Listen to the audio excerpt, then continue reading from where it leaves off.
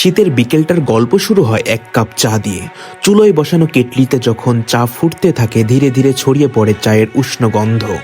হাতে ধোয়া ওঠে সেই কাপ নিয়ে যেন বিকেলের প্রাণটা ফিরে পায়। চা হাতে মাঠের ধারে দাঁড়াতেই চোখে পড়ে প্রকৃতির সেই সাজানো রূপ। আকাশটা হালকা নীল, রোদটা সোনালি হয়ে চারপাশে ছড়িয়ে থাকে। শীতল হাওয়ায় গাছের পাতা দুলতে থাকে। সামনে খোলা মাঠে বাচ্চারা খেলায় মেতে উঠেছে, কারো হাসি, কারো দৌড়ঝাঁপ, কারো হইচই। সব মিলিয়ে বিকেলটা হয়ে ওঠে প্রাণবন্ত। তাদের নির্মল আনন্দ দেখে মনে হয় এই ছোট ছোট মুহূর্ত লুকিয়ে আছে জীবনের সবচেয়ে বড় সুখ। শীতের এই আনন্দ মানুষ তো ঠিকই উপভোগ করে, কিন্তু পশু পাখিদের হয় বিষণ্ণ রকমের কষ্ট। তাদের না আছে থাকার জায়গা, না আছে কোনো খাবার।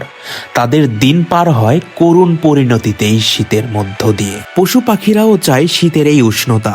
আমরা কি পারি না তাদেরকে একটু আদর, যত্ন, ভালোবাসা এবং উষ্ণতা দিয়ে রাখতে? হয়তো আমাদের এই ভালোবাসা পশু পাখিদের জন্য হয়ে উঠবে শীতের সব থেকে বড় আশ্রয়।